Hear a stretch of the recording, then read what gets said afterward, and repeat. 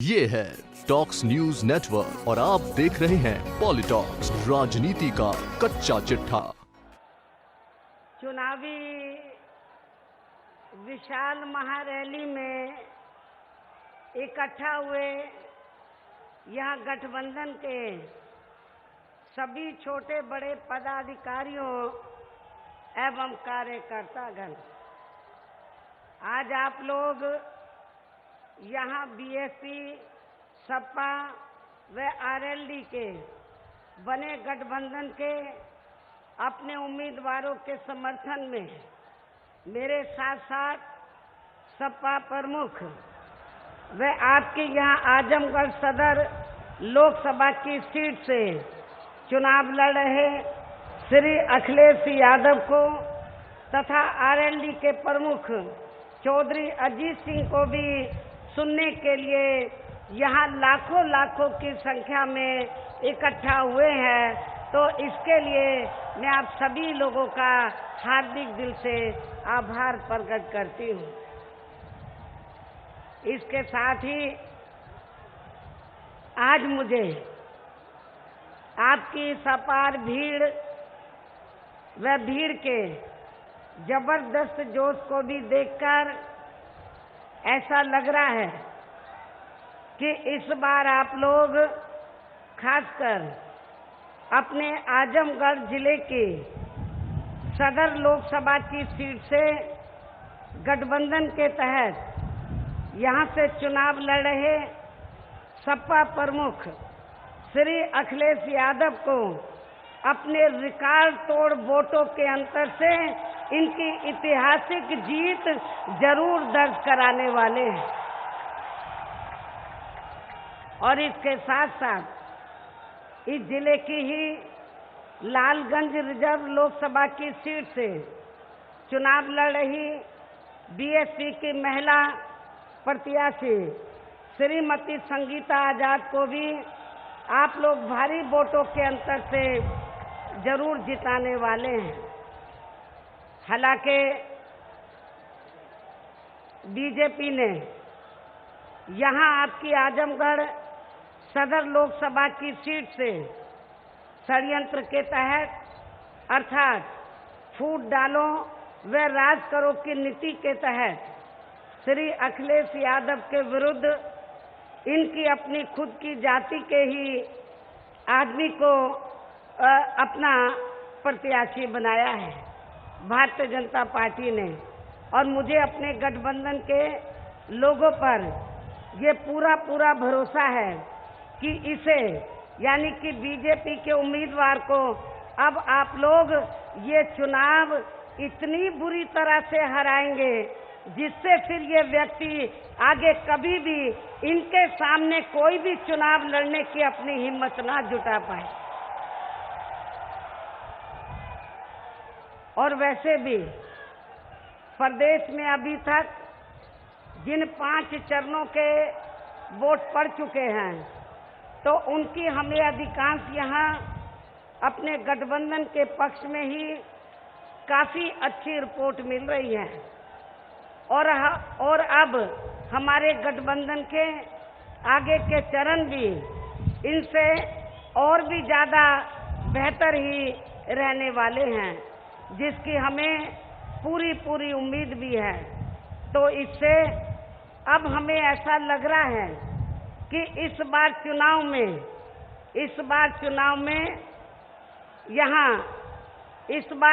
में यहाँ हमारे लोग नमो वालों की जरूर छुट्टी करने वाले हैं और अपने जय भीम वालों को ही लाने वाले हैं। चाहे बीजेपी व आरएसएस के लोग इस चुनाव में यहाँ जाति, धर्म, आतंकवाद व देशभक्ति आदि के नाम पर भी अपने कितने ही हथकंडे क्यों ना इस्तेमाल कर लें। और इतना ही नहीं बल्कि अब इससे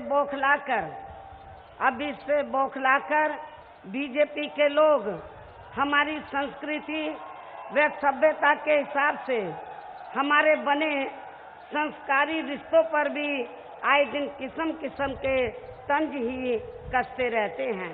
जबकि इनको ये मालूम होना चाहिए कि हमारा ये रिश्ता यहाँ अपने देश की संस्कृति व सभ्यता के हिसाब से ही बना है, जिसका इनको पूरे तौर से यहाँ सम्मान ही करना चाहिए, ना कि इस पर अपना कोई तंज आदि कसना चाहिए। किंतु ऐसा ना करके अब ये लोग एक प्रकार से यहाँ हमारी संस्कृति व सभ्यता पर ही तंज कस रहे हैं।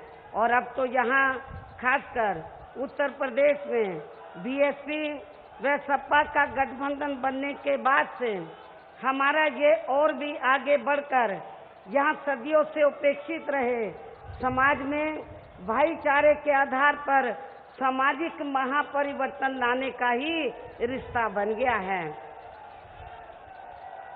जिनको अपने पैरों पर खड़ा करने के लिए विशेषकर यहाँ परम पूज्य बाबा साहब डॉक्टर भीमराव अंबेडकर का काफी महत्वपूर्ण योगदान रहा है। अर्थात आज पूरे देश में खासकर यहाँ दलितों, आदिवासियों व अन्य पिछड़े वर्गों के लोगों को सरकारी नौकरियों में व राजनीति आदि में भी जो भी इन्हें आरक्षण की सुविधाएं व अन्य और जो भी अधिकार मिले हैं, तो ये सब देन यहाँ कांग्रेस, बीजेपी व अन्य और किसी पार्टी की नहीं है, बल्कि ये पूरी की पूरी देन अकेले यहाँ परम पूज्य बाबा साहब डॉक्टर भीमराव अंबेडकर की है, जिनका पूरा लाभ अभी भी इन पार्टियों के लोग इनको देने के लिए तैयार नहीं हैं, जिसके लिए फिर हमें मजबूरी में बीएसपी बनानी पड़ी है और फिर हमने इनको काफी कुछ लाभ भी पहुंचाया है। और इस संबंध में मैं आप लोगों को ये बताना चाहती हूँ कि परम पूज्य बाबा साहब डॉक्टर अंबेडकर के अथक प्रयासों से इस देश में दलितों, आदिवासियों व अन्य पिछड़े वर्गों के लोगों को कानूनी अधिकार मिले हैं। जिंदगी के हर पहलू में आगे बढ़ने के लिए कानूनी अधिकार तो मिल गए हैं, लेकिन इनका पूरा लाभ आप लोगों को नहीं मिल पा रहा है। और इतना ही नहीं, बाबा साहब डॉक्टर अंबेडकर आजाद भारत में जब पहली सरकार बनी थी केंद्र में कांग्रेस पार्टी की, तो उसमें ये कानून मंत्री बने। तो उस समय बाबा साहब डॉक्टर अंबेडकर ने पंडित नेहरू को ये कहा था कि मैंने जो कानूनी अधिकार इस देश के दलितों और आदिवासियों को दिए हैं, उनका पूरा लाभ इन लोगों को नहीं मिल पा रहा है। आरक्षण का भी पूरा लाभ इन लोगों को नहीं मिल पा रहा है। उन्होंने ये भी कहा कि मैंने भारतीय संविधान में आर्टिकल 340 की व्यवस्था की है, इसके तहत कमीशन बनना चाहिए और कमीशन की जब रिपोर्ट आए तो दलितों और आदिवासियों की तरह जो अन्य जातियां छूट गई हैं, जो सामाजिक, शैक्षणिक और आर्थिक क्षेत्र में पिछड़ी हुई है, उन्हें भी आरक्षण की सुविधा मिलनी चाहिए। लेकिन कांग्रेस पार्टी के लोग उस समय बाबा साहब डॉक्टर अंबेडकर की बात से तैयार नहीं हुए और नतीजा क्या हुआ, तब फिर बाबा साहब डॉक्टर अंबेडकर ने अपने कानूनी मंत्री पद से इस्तीफा दे दिया था। और उसके बाद फिर बाबा साहब डॉक्टर अंबेडकर ने ये फैसला लिया कि जो मैंने कानूनी अधिकार अपने लोगों को दिए हैं, इनको लाभ पहुंचाने के लिए, इनका पूरा लाभ पहुंचाने के लिए इनको मैं जागरूक करूंगा और इनको मैं सलाह दूंगा कि यदि आप लोग सही मायने में भारतीय संविधान के तहत कानूनी अधिकारों का पूरा फायदा उठाना चाहते हैं, तो फिर आप लोगों को केंद्र और राज्यों में राजनीतिक सत्ता की मास्टर चाबी खुद अपने हाथों में लेनी होगी। और जिसके तहत ही फिर 14 अप्रैल सन 1984 को बहुजन समाज पार्टी का गठन किया गया। उसके बाद समाजवादी पार्टी भी बनी और भी पार्टियां हमारे सामने आई हैं। लेकिन बहुजन समाज पार्टी का गठन होने के बाद तो हमारी पार्टी बराबर ये संघर्ष करती रही कि भारतीय संविधान में जो दलितों, आदिवासियों और अन्य पिछड़े वर्गों को कानूनी अधिकार मिले हैं, उनका पूरा लाभ मिल जाए। और इतना ही नहीं, आप लोगों को ये भी मालूम है कि कांग्रेस पार्टी की हुकूमत में ही मंडल कमीशन की रिपोर्ट आ गई थी। तो उस समय मान्यवर श्री कांशीराम जी ने तो कांग्रेस पार्टी के अकाउंट से ये कहा कि आप मंडल कमीशन की रिपोर्ट लागू कर दो, लेकिन कांग्रेस पार्टी मानने के लिए तैयार नहीं हुई। उसके बाद फिर हमें अति पिछड़े वर्ग के लोगों को आरक्षण दिलाने के लिए मंडल कमीशन की रिपोर्ट को लागू कराने के लिए देश की राजधानी दिल्ली में कई महीने तक बोट क्लब पर हमको धरना प्रदर्शन आदि भी करना पड़ा, लेकिन कांग्रेस पार्टी जब भी नहीं झुकी। उसके बाद आप लोगों को ये मालूम है कि 1989 में देश में लोकसभा के लिए आम चुनाव हुआ, और जब आम चुनाव हुआ इन्हीं दबे कुचले लोगों ने, पिछड़ों ने फिर कांग्रेस पार्टी को सत्ता से बाहर किया, और 1989 में फिर श्री बीपी सिंह के नेतृत्व में तो अन्य विरोधी पार्टियों की सरकार बन गई थी। अन्य विरोधी पार्टियों ने मिलकर केंद्र में सरकार बना ली थी। भारतीय जनता पार्टी भी उसमें शामिल थी, लेकिन वो बाहर से समर्थन दे रहे थे। तो लेकिन उस समय 1989 में हमारे 3 मेंबर पार्लियामेंट जीत कर आए थे। उस समय 1989 में एक एमपी आपके आजमगढ़ से जीता, एक पंजाब से जीता, और मैं खुद बिजनौर लोकसभा की सीट से चुनाव जीत कर आई थी। हमारे 3 एमपी बने थे। तो लेकिन हम लोग सत्ता में नहीं थे, लेकिन उस समय श्री बीपी सिंह जी ये चाहते थे कि हमारी पार्टी इनको समर्थन दे, सरकार में शामिल हो जाए। लेकिन हमने श्री बीपी सिंह जी को ये कहा कि हम सरकार में तो शामिल नहीं होंगे, हम आपको बाहर से समर्थन देने के लिए तैयार हैं, लेकिन हमारी 2 शर्तें माननी होंगी। पहली शर्त ये है कि बाबा साहब डॉक्टर अंबेडकर ने देश का संविधान बनाया, और लंबे अरसे तक इनके अनुयायी कांग्रेस पार्टी से ये मांग करते रहे कि बाबा साहब डॉक्टर अंबेडकर को भारत रत्न की उपाधि से सम्मानित किया जाए। लेकिन कांग्रेस पार्टी ने बाबा साहब डॉक्टर अंबेडकर को भारत रत्न की उपाधि से सम्मानित नहीं किया। तो हमने श्री बीपी सिंह को कहा कि हमारी पहली मांग ये है कि आप बाबा साहब डॉक्टर अंबेडकर को भारत रत्न की उपाधि से सम्मानित करो। दूसरी मांग ये थी कि पिछड़े वर्ग को आरक्षण देने के लिए मंडल कमीशन की रिपोर्ट आ गई है, कांग्रेस ने उसे लागू नहीं किया है, हम चाहते हैं कि आप इसे लागू कर दो। यदि आप हमारी ये दोनों शर्तें मान लेते हैं तो हम आपको बाहर से समर्थन देने के लिए तैयार हैं। तो उस समय श्री बीपी सिंह ने हमारी दोनों शर्तें मान ली। बाबा साहब डॉक्टर अंबेडकर को भारत रत्न की उपाधि से सम्मानित किया और मंडल कमीशन की रिपोर्ट को लागू किया। देश में पहली बार अति पिछड़े वर्ग के लोगों को बहुजन समाज पार्टी के अथक प्रयासों से आप लोगों को आरक्षण की सुविधा मिली। ये दोनों शर्तें उन्होंने हमारी मान ली। लेकिन उस समय क्योंकि भारतीय जनता पार्टी इनको बाहर से समर्थन दे रही थी, उनको ये सब अच्छा नहीं लगा और भारतीय जनता पार्टी ने पिछड़े वर्ग के ये मंडल कमीशन की रिपोर्ट के खिलाफ आरक्षण विरोधी मोर्चा बना के उनको आगे करके पूरे देश में इसका डटकर विरोध कराया। और फिर भारतीय जनता पार्टी ने श्री बीपी सिंह की सरकार को ज्यादा दिन तक नहीं चलने दिया था और ये सरकार गिर गई। कहने का तात्पर्य ये है कि आप लोगों को जो जिंदगी के हर पहलू में आगे बढ़ने का मौका मिला है, तो उसके लिए बाबा साहब डॉक्टर अंबेडकर को काफी संघर्ष करना पड़ा। उनके देहांत के बाद बहुजन समाज पार्टी को भी आप लोगों को अधिकार दिलाने के लिए, उनका लाभ दिलाने के लिए, लाभ पहुंचाने के लिए काफी कड़ा संघर्ष करना पड़ा है।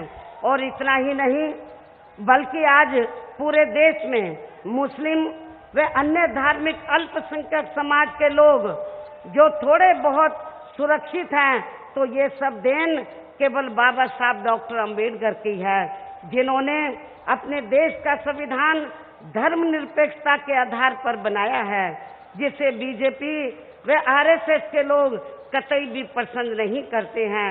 इसके अलावा बाबा साहब डॉक्टर अंबेडकर ने गरीबों, मजदूरों, किसानों, छोटे व्यापारियों व अन्य मेहनतकश लोगों के उत्थान के लिए भी संविधान में पूरी व्यवस्था की है।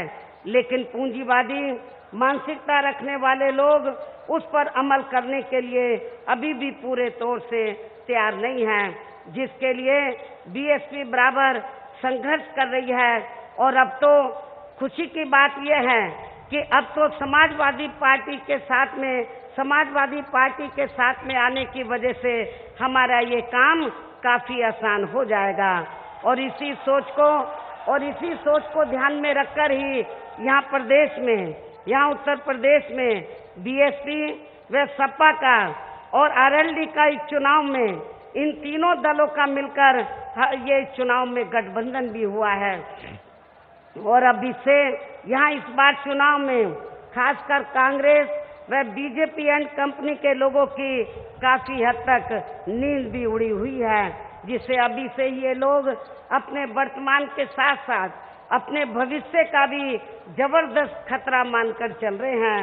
और अब ये लोग खिसियानी बिल्ली खंबा नोचे की तरह ही हमारे इस बने सामाजिक महापरिवर्तन के गठबंधन को इसे कभी शराब बता रहे हैं तो कभी इसे महामिलावटी बता रहे हैं, जबकि वास्तव में जाति के हिसाब से तो यहाँ महामिलावटी प्रधानमंत्री श्री नरेंद्र मोदी खुद हैं, जिन्होंने हमारे अति पिछड़े वर्गों का हक मारने व इसकी आड़ में अपना राजनीतिक लाभ उठाने के लिए भी गुजरात में अपनी सरकार के रहते हुए अपनी अगड़ी जाति को ही जुगाड़ करके उसे फिर अति पिछड़े वर्ग की सूची में शामिल करवा लिया था। तो इससे अब ये साफ जाहिर हो जाता है कि महामिलावटी हम नहीं हैं, बल्कि महामिलावटी खुद प्रधानमंत्री श्री नरेंद्र मोदी ही है। और वैसे वास्तव में यहाँ बिना मिलावटी के पिछड़े वर्ग से आपके बीच में श्री अखिलेश यादव यहाँ बैठे हैं। ये बिना मिलावटी के, ये मिलावटी नहीं है। और वैसे वास्तव में यहाँ बिना मिलावटी के पिछड़े वर्ग से आपके बीच में श्री अखिलेश यादव बैठे हैं, जो असली भी हैं और जन्मजात पिछड़े वर्ग के भी हैं। अर्थात ये श्री नरेंद्र मोदी की तरह फर्जी व कागजी पिछड़े वर्ग के नहीं हैं। और यही मुख्य कारण है कि अब इन लोगों का हमारा ये असली सामाजिक महापरिवर्तन का बना ये गठबंधन आसानी से इनके गले के नीचे से नहीं उतर पा रहा है। और इन्हें डर है कि इस किस्म का ये गठबंधन कहीं देश के अन्य और राज्यों में भी ना बन जाए, जिसको लेकर ये लोग काफी ज्यादा चिंतित भी हैं। और इतना ही नहीं, बल्कि यहाँ मैं आप लोगों को ये भी बताना चाहती हूँ, आज जो यहाँ उत्तर प्रदेश में बीजेपी व आरएसएस की सरकार चल रही है, तो ये सन 2007 में जो हमने यहाँ सर्व समाज में से खासकर गरीबों, दलितों, आदिवासियों, अन्य पिछड़े वर्गों, मुस्लिम व अन्य धार्मिक अल्पसंख्यकों का आपस में भाईचारा पैदा करके, अर्थात जो इनका गठबंधन करके ये चुनाव लड़ा था सन 2007 में, तो तब उस समय पूर्ण बहुमत की भी हमने इसी सामाजिक गठबंधन के आधार पर पूर्ण बहुमत की सन 2007 में सरकार भी बनाई थी। तो इससे उस समय खासकर यहाँ कांग्रेस व बीजेपी एवं आरएसएस की ये सोचकर नींद उड़ गई थी कि कहीं इनका बना ये गठबंधन आगे चलकर केंद्र की सत्ता में ना आ जाए। और फिर इसको तोड़ने के लिए इन्होंने किस्म किस्म के हथकंडे इस्तेमाल किए, जिसके तहत इन्होंने यहाँ अति पिछड़े वर्गों में से विभिन्न जातियों के नाम पर अनेकों संगठन और पार्टियों का गठन करवा दिया। आप लोगों को बहुत ध्यान से मेरी बात सुनने की जरूरत है, खास तौर से पूर्वांचल के लोगों को। और आजमगढ़ ये पूर्वांचल का केंद्र है। मैं आप लोगों को बताना चाहती हूँ कि सन 2007 में जब हमने दलितों, आदिवासियों और अन्य पिछड़े वर्गों और अकलियतों में और अपर कास्ट में से गरीब लोगों में भाईचारा पैदा करके यहाँ अपनी सरकार बनाई सामाजिक भाईचारे के आधार पर।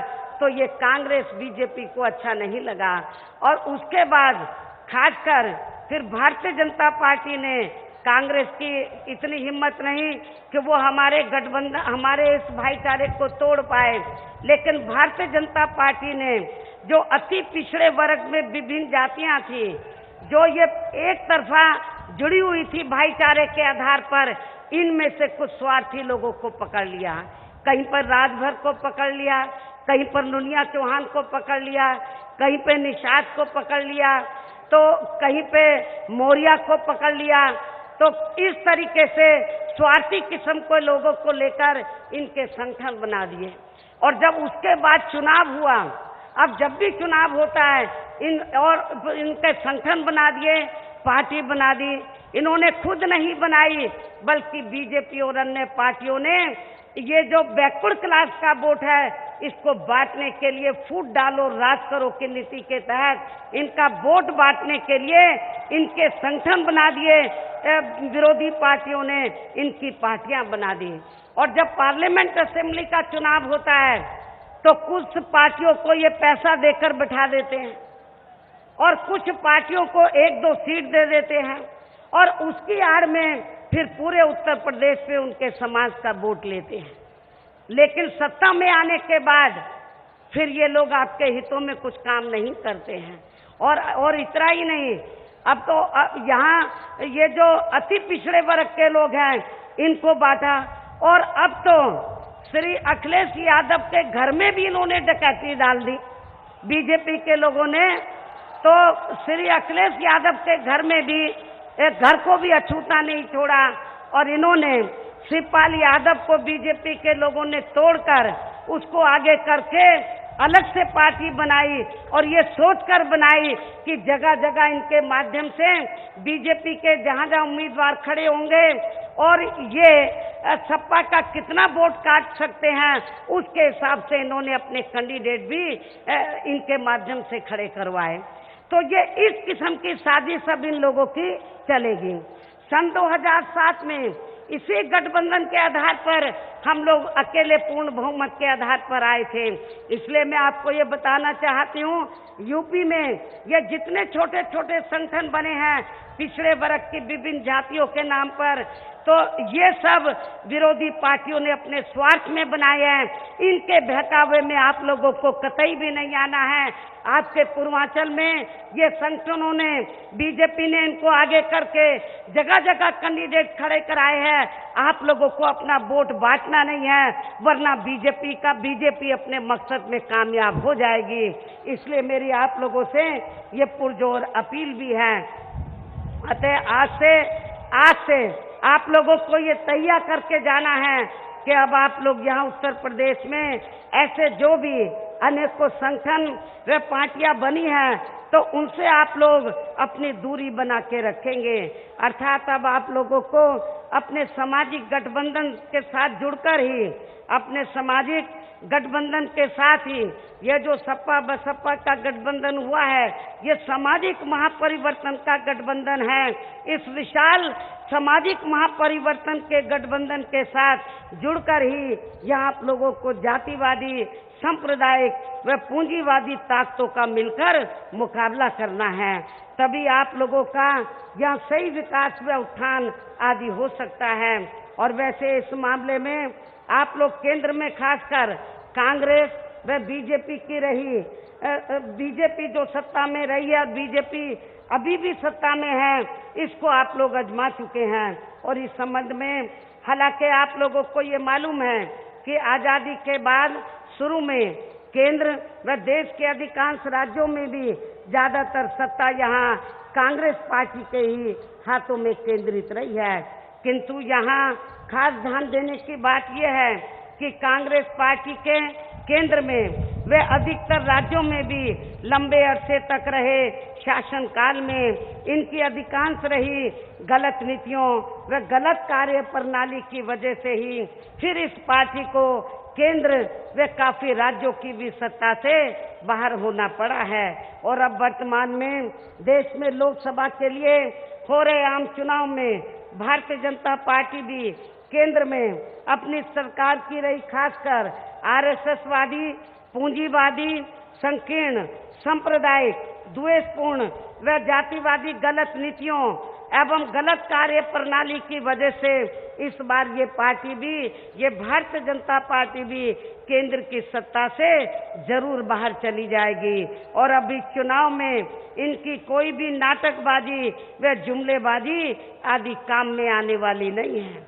और इसकी मुख्य वजह ये है कि वर्तमान में प्रधानमंत्री श्री नरेंद्र मोदी ने यहाँ पिछले लोकसभा के हुए आम चुनाव में देश के विशेषकर गरीबों, कमजोर तबकों, मध्यम वर्गीय एवं अन्य मेहनतकश लोगों को भी, जो इन्हें अच्छे दिन दिखाने के असंख्य प्रलोभन भरे चुनावी वादे किए थे, तो उनका अभी तक भी इन्होंने जमीनी हकीकत में लगभग 1/4 हिस्सा भी कार्य पूरा नहीं किया है, बल्कि इनके स्थान पर इनका ज्यादातर समय व ताकत भी यहाँ इनके अपने चहेते बड़े बड़े पूंजीपतियों एवं धन्ना सेठों को ही और भी ज्यादा माला माल व धनवान आदि बनाने में तथा इन्हें हर स्तर पर बचाने के लिए इनकी पूरी चौकीदारी करने पर ही लगा रहा है।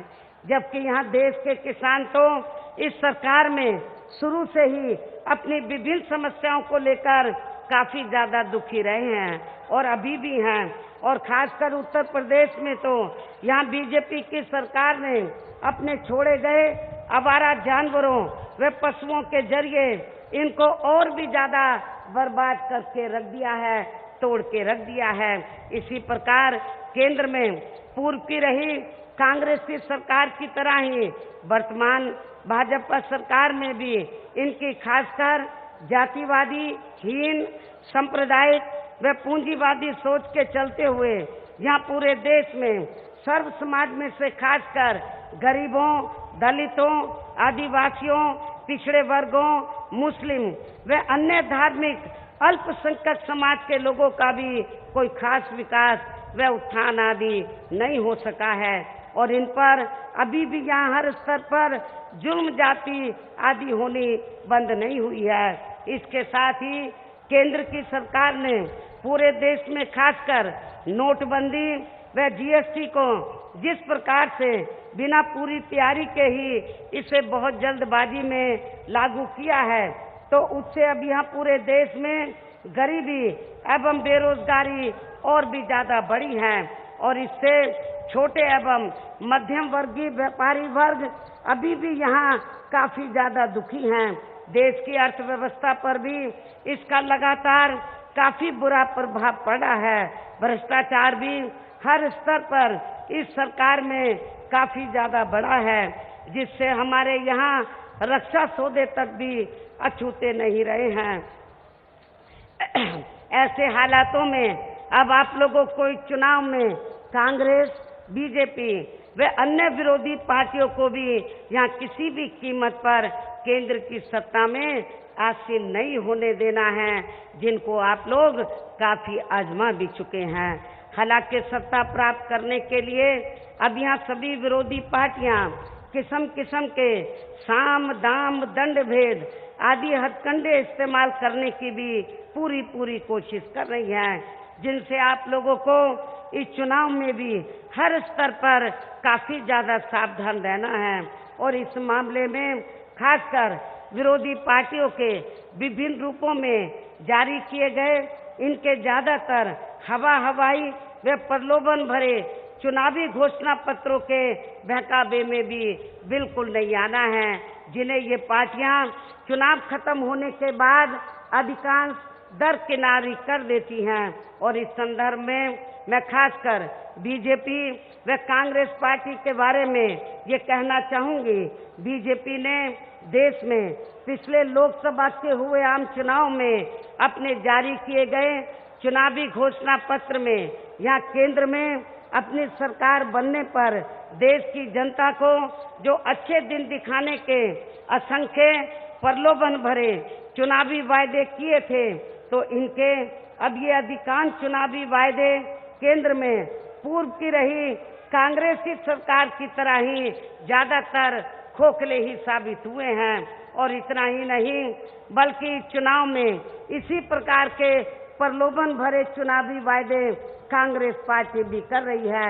और इस कांग्रेस पार्टी ने देश के खासकर अति गरीबों के वोटों को लुभाने के लिए इनको हर महीने 6,000 रुपए के हिसाब से देने की जो ये बात कही है, तो इससे भी इनकी गरीबी को दूर करने का कोई स्थायी हल निकलने वाला नहीं है, जिसे खास ध्यान में रखकर ही हमारा इस संबंध में ये कहना है कि यदि केंद्र में हमें सरकार बनाने का मौका मिलता है, तो तब फिर हमारी सरकार या देश में अति गरीब परिवारों को हर महीने 6,000 रुपए देने की बजाय बल्कि इसके स्थान पर उन्हें सरकारी व गैर सरकारी क्षेत्रों में स्थायी रोजगार देने की ही पूरी व्यवस्था करेगी। इस प्रकार बीजेपी की तरह कांग्रेस पार्टी के भी ऐसे अनेक और किए गए इनके प्रलोभन भरे चुनावी वायदों के बहकावे में भी यहाँ अति गरीबों को व अन्य जरूरतमंद लोगों को कतई भी नहीं आना है और इन्हें अब यहाँ केंद्र की सत्ता में आने से जरूर रोकना है। इन्हीं जरूरी बातों के साथ ही अब मेरा यही कहना है कि आप लोगों को अपने खुद के व अपने प्रदेश के तथा देश के भी हित में अपने वोटों को इन सभी विरोधी पार्टियों को न देकर केवल यहाँ अपने बने इस गठबंधन को ही देना है, जो ये केंद्र में अपनी सरकार बनने पर फिर यहाँ पूरे देश में अपनी सर्वजन हिताय व सर्वजन सुखाय की नीतियों पर आधारित सरकार चलाएंगे।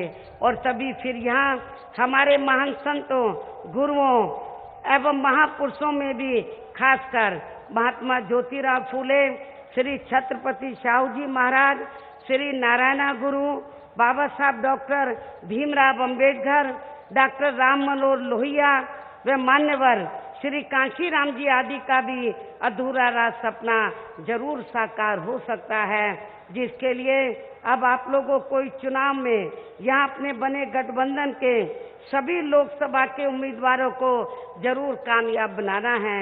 इस उम्मीद के साथ ही अब मैं आप लोगों से यही अनुरोध करती हूँ कि इस चुनाव में यहाँ गठबंधन के तहत आपकी आजमगढ़ सदर लोकसभा की सीट से सपा प्रमुख श्री अखिलेश यादव खुद ये चुनाव लड़े हैं,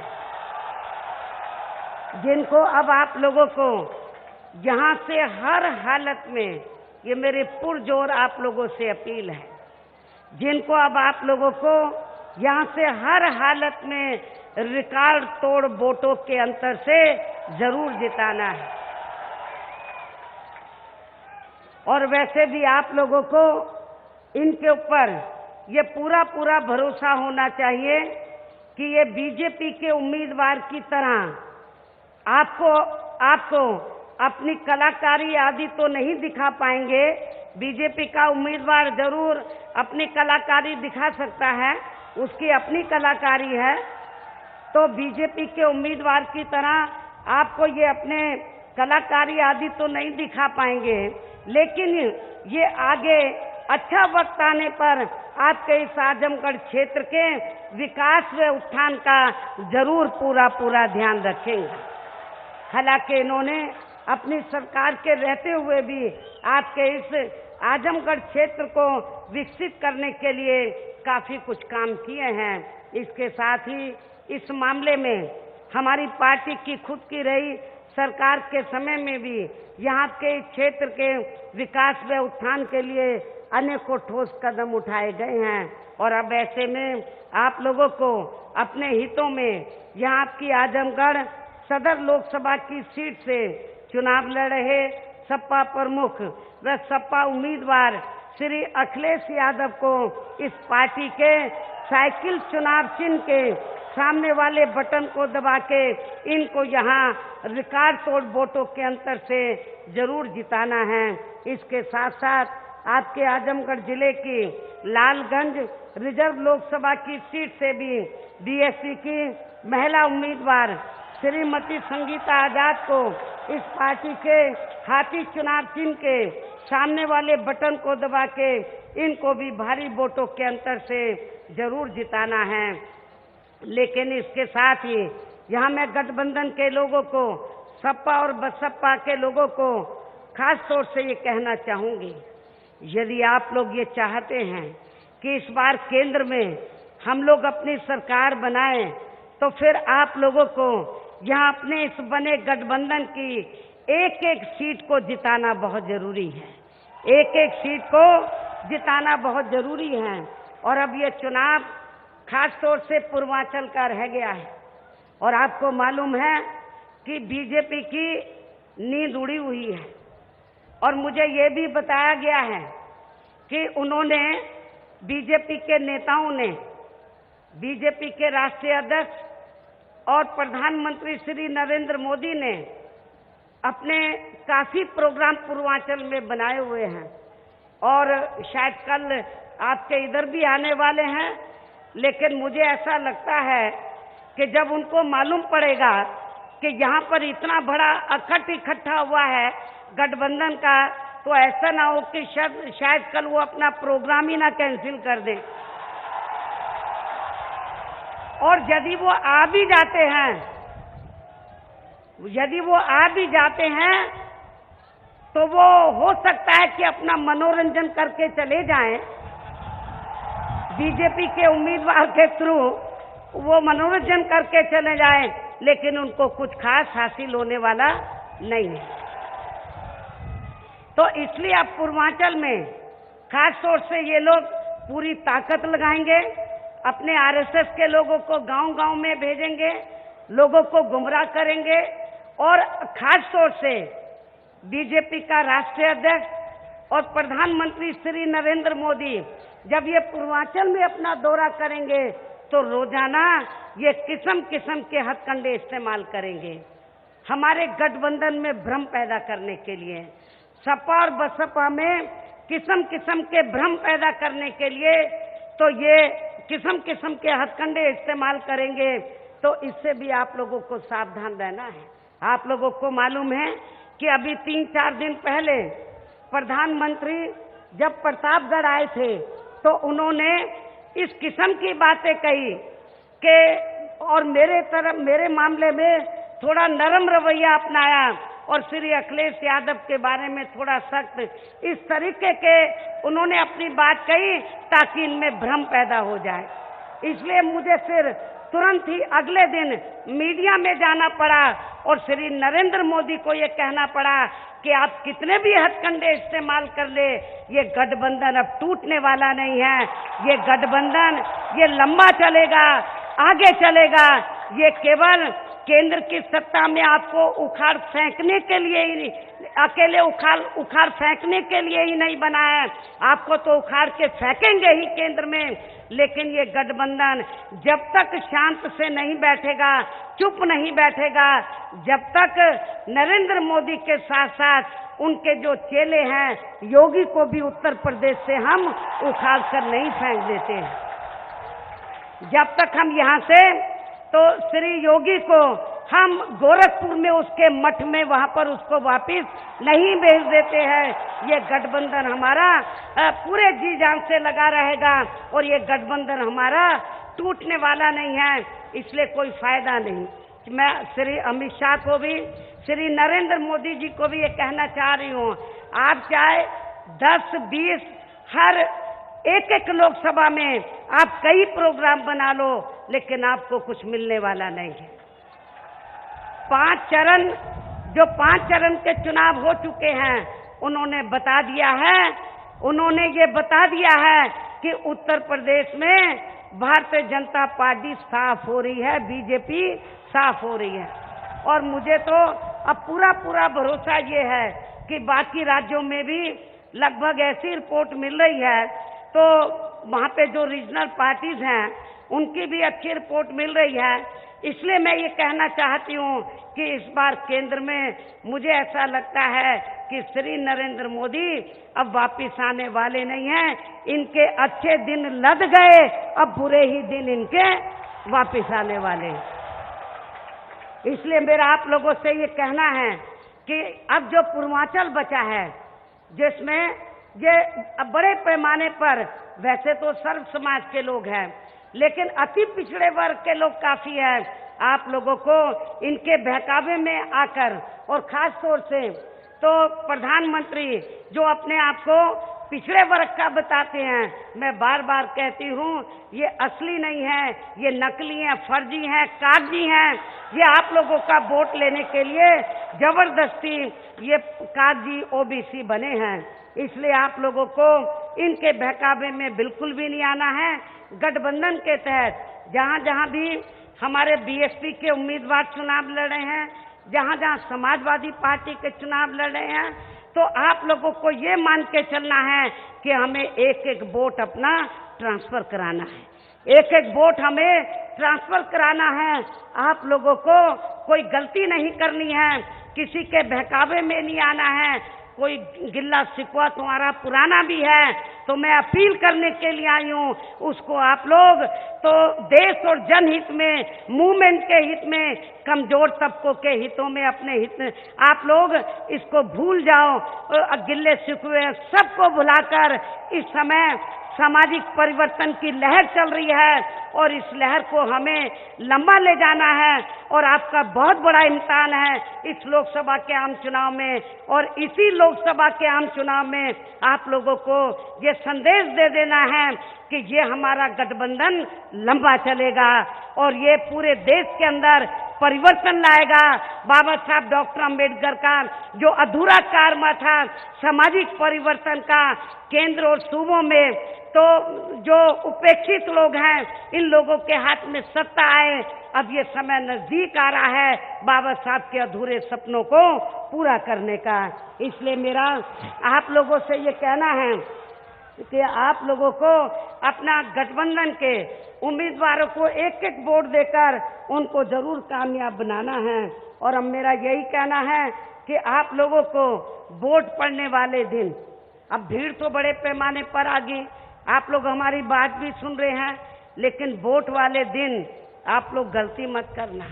वोट वाले दिन आप लोगों को सुबह उठते ही समय से सबसे पहले अपने अपने पोलिंग बूथों पर अपना वोट डालने के लिए जरूर जाना है, और उसके बाद ही फिर आपको अपना कोई जलपान आदि करना है। उस दिन आप लोग ये फैसला ले लो, ये तैयार कर लो कि हमें कुछ घंटे का उपवास रखना है, व्रत रखना है, और कुछ घंटे का उपवास रखने से हमारा भी काम बन जाएगा, हमारा वोट समय से पड़ जाएगा, और उपवास रखने से आपका पेट भी ठीक हो जाएगा। कभी कभी थोड़ा पेट भी ठीक रखा करो। तो इसलिए वोट वाले दिन सुबह उठते ही सबसे पहले आप लोगों को वोट डालने के लिए जाना है, और उसके बाद ही फिर आपको अपना कोई जलपान आदि करना है। और इस मामले में हमारी महिलाएं भी अपने पुरुषों से पीछे नहीं रहेंगी। जो बड़ी तादाद में यहाँ मुझे सुनने के लिए आई हुई हैं, हमारे आदमी लोगों ने महिलाओं को थोड़ा पीछे दबाया हुआ, वो एक अलग चीज है, लेकिन महिलाएं आपके आजमगढ़ में महिलाएं हमारी पुरुषों से कभी पीछे नहीं रहती हैं। चाहे तो रैली में आने का मामला हो, भाग लेने का हो, या वोट डालने का हो, हमारी महिलाएं पीछे नहीं रहती हैं। तो मैं अपनी महिलाओं से ये पुरजोर अपील करती हूँ कि वोट वाले दिन आप लोग अपने पुरुषों के साथ तो वोट डालने के लिए समय से आप लोग जरूर निकलेंगे।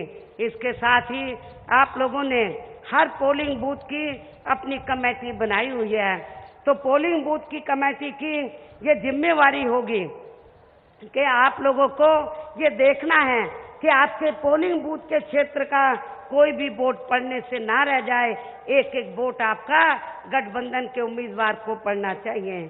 और अब मैं पुनः आप लोगों से सपा प्रमुख श्री अखिलेश यादव को ऐतिहासिक जीत दिलाने की तथा बगल की लालगंज रिजर्व सीट से बीएसपी की उम्मीदवार श्री संगीता आजाद को भी भारी वोटों के अंतर से जिताने की इस खास अपील के साथ ही अब मैं अपनी बात यहीं समाप्त करती हूं। और अब मेरे बोलने के तुरंत बाद ही सपा प्रमुख श्री अखिलेश यादव ये तो यहाँ से चुनाव लड़े हैं, तो ये तो अपनी बात रखेंगे ही, डिटेल में अपनी बात रखेंगे। लेकिन मैं अपनी बात समाप्त करूं, आप लोग यही मान के चलना, श्री अखिलेश यादव मुझे अपना बड़ा मान के चलते हैं और ये यहाँ से चुनाव लड़े हैं। मेरी आप लोगों से पुरजोर अपील है कि आप लोग ये सोचकर चलो, मानकर चलो, ये अखिलेश यादव चुनाव नहीं लड़े हैं, बल्कि आपकी बहन जी चुनाव लड़ी है और इनको रिकॉर्ड तोड़ वोटों के अंतर से, ऐतिहासिक वोटों के अंतर से इनको जरूर कामयाब बनाना है। और अब मैं श्री अखिलेश यादव से ये चाहूंगी कि वो अपनी बात रखें और इनके बाद आरएलडी के प्रमुख चौधरी अजीत सिंह जी भी अपनी बात रखेंगे। जय भीम, जय लोहिया व जय भारत।